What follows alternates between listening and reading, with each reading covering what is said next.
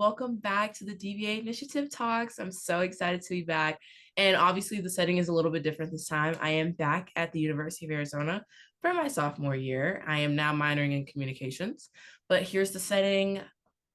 Love it, the new setup, but so excited to be back and have our guest speaker, Miss Lauren Hawks. Everyone, congrats. Give a round of applause to Lauren. All right, Lauren, go ahead and introduce yourself. Say a little fun fact. So my name is Lauren Hawks. I am a 7th and 8th grade math teacher in West Phoenix. I also coach cheerleading and have started a girls leadership club at my school. I have 2 cats who have an Instagram account. You can follow them at Penny_and_Remy. What is your business, and obviously, what do you do for a living? I love to hear more about your teaching. I've been a 7th grade math teacher from Arizona State University with my master's degree in education earlier this year in May of 2022. So that's exciting, been exciting to be implementing some of my master's degree work in my classroom. As a college student as well, how was that for you, being able to finally achieve and walk across that stage and hear your name and get your master's? Absolutely. Well, my bachelor's degree, I graduated in 2020. So during COVID, so I was never able to walk. So actually getting to walk for my master's degree was very special, especially because it was with a cohort of people who I'd grown a lot with. So in my master's degree, we're all full-time teachers and it took us 2 years. So on top of being first and second year teachers, we were taking night classes to fulfill our master's degree requirements in a synchronous or hybrid work. Some of the classes included like learning math methods and how to teach math, right? There was also classes observing you in your teaching practices, but all types of knowledge that I'm able to implement into my teaching practices every day. Teachers are so important, especially in the American school system. I wouldn't be where I was without some of my teachers. So a little thank you for always believing in your kids, because I know how important that is to you.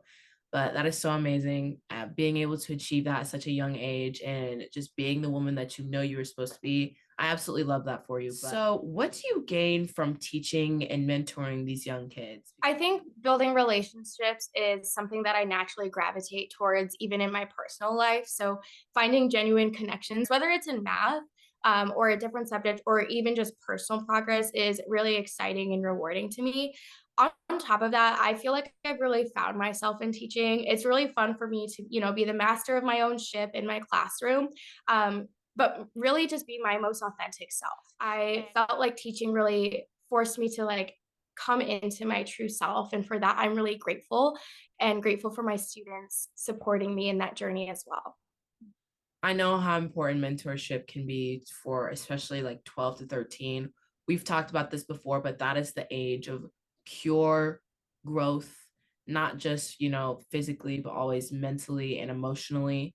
And for some kids, spiritually. And of course, building that relationship with someone who's a little bit older than you and has the knowledge and has the tools to be able to give you something so you can grow and not just be just like them, but always, have them in the back of your mind. I always think, just to think about a 13, 14-year-old me personally, of course, I had you as a mentor and being able to look up, well, you were a little bit shorter than me. Yeah, I think I'm about a foot shorter than you. But of course, being able to look up to you and watch you achieve your goals too, even though I was younger than you, it was still awesome to see you do that. How have you been able to identify your strengths in your life and your career? That's a great question, and I love that because I think oftentimes like people stray away from realizing and actualizing their strengths and rather focus on their weaknesses.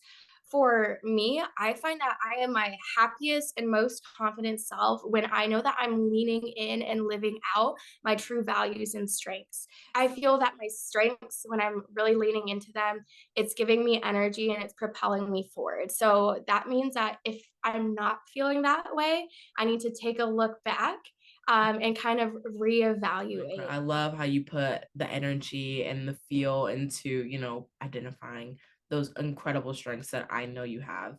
What do you think your greatest strength is, and how does it help with you being a teacher or a mentor to these young kids? My greatest strengths, I would say, are creativity and loyalty. And I see creativity a lot more in my professional strength and loyalty more as my personal.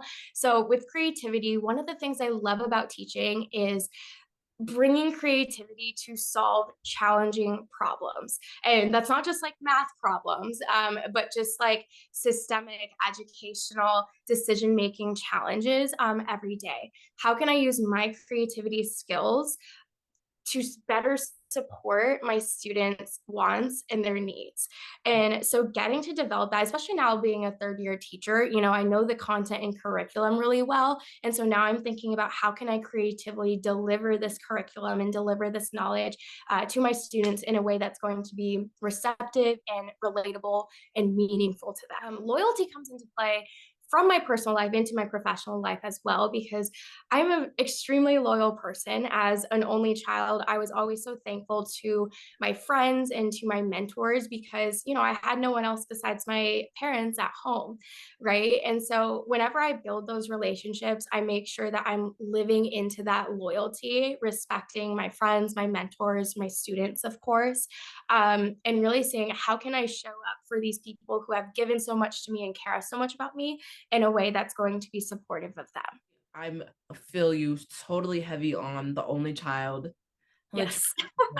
you can say, because always being piggybacking off of what you were saying, being grateful to those people and those mentors that are able to elevate me, even though that I'm by myself. And I know that I love being by myself sometimes, but being able to be with people all the time and being able to share with them information and reciprocating it as well is always just an incredible feeling. And I also love being an only child. On top of everything else, just the cherry on top of everything. Do you think having a goal is helpful in motivating a person? What do you think an alternative way to motivating somebody is? Take ownership of your success. So at the beginning of each year, I always talk with my students, like, how many of you have a pet? And pretty much all of them always have a pet. And we talk about what we do as a pet owner. You feed your pet, you bathe your pet, you make sure it has water and a home, right? And so then we relate that to like, what are we doing for ourselves? Right. In our own success. We also talk about how that looks different every day. Sometimes it's eating a healthy meal. Sometimes it's making sure that you do your homework and you study for your test. But the reason why I do that is because I want to model to my students that goal setting can look like something small and it can look like something big. But either way, every day we want to be working towards something. I always tell them that I am not my best self today, right? I'm always working towards becoming the best version of myself that I can be. I'm showing up in the way that I can today, but I know that it's not ideal, or it's not realistic, sorry, to be 100% at the time. And that's okay. And that's something that I also took from my mentor Lori, being able to accomplish small things one bit at a time. Of course, having an alternative always above you goal is amazing, but always chipping away at that goal every single day. One of my goals is always getting up on time in the morning. Sometimes I achieve it on some days, sometimes I don't. But whenever I do achieve it and I do feel productive in that day, I feel like I achieved just so many goals. Checking things off my list is always something that is very satisfying to me. And I'm sure as a teacher, it's super satisfying to you. Oh, yeah. And having somebody like you being able to tell them, these are your goals. You don't have to always swallow everything at once. Take it a bit at a time. There is time in the world for you to be able to achieve these dreams, and you will always get there no matter what. You said it, girl. In addition to that, something else is celebrating Yes, those goals, yes. and those accomplishments, because again, I think like you and I are like super go-getters and we like to check things off our list, but taking a moment every now and then to be like, hey, I did that today, or I did that this week, like that's also important. There's this journalism class that has just been a little bit more difficult for me this year than I thought it would be. Mhm. But I was able to turn in, because everything he does is on paper. And it's kind of hard living in this day and age without having a computer. But we have to write everything. Of course, journalism has come so far, but being able to still have those fundamental writing, interviewing people. But I was able to turn in a really awesome paper, and I was able to turn in a whole bunch of work that I did not think I was going to be able to achieve. And I came home and I opened my freezer and I had my Klondike bar, because I have my Klondike bars whenever I do really good stuff. And I was just like sitting on my little dorm floor, like, I did that today. You did it. Good job. It Good was job. just such a amazing accomplishment for me because, of course, growing in journalism, it's a very difficult job and it's a dying profession that a lot of people don't talk about. And being able to be well-rounded as a journalism student is very difficult. And being able to accomplish small things and in this field is very, very important. And celebrating your wins, no matter big or small, internship or not, it's just you have to be able to be self-motivated and self-loving, because when those professors or those people that hired you for that internship and they're like, sorry, no thank you, they're not who we're looking for, it can be a little, devastating, because I mean this is Mhm. your career. But always being able to be like, well, I was able to go, show them what I have, and they know I'm in that line of people that'll always be there to be stepping up. But what do you do to keep yourself motivated and interested in teaching and mentoring? I always make sure that I enjoy the things I do. Outside of teaching, I coach cheerleading and I started a girls' leadership club. And yes, I'm spending, these hours after school with these different groups, but I find that when I'm on my drive home, I feel energized. I feel happy. I'm excited for the next meeting or the next game that we're cheering at.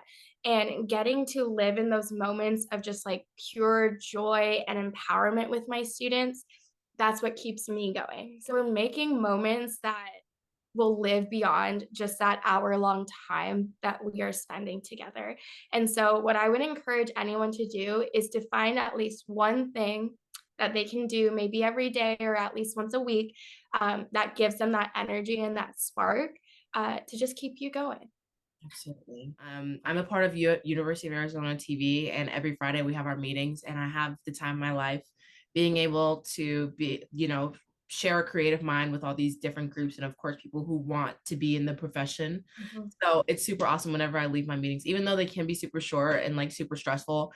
I still get that rush of being like a producer, being like, okay, this is where we need to be. This is what we need to do. I love that energy, and I just can't Mhm. wait to see like where the profession takes me. I know we're running out of time in the Zoom, so I can't wrap it up super fast, but just know I love you. And thank you so much for being able to spend your Sunday morning being able to talk about what motivates you. And of course, being on the DBA show. Thank you for having me. I'm so proud of you, Chloe. You're doing awesome work. Thank you. Have a great day. Thank you so much. Thank you.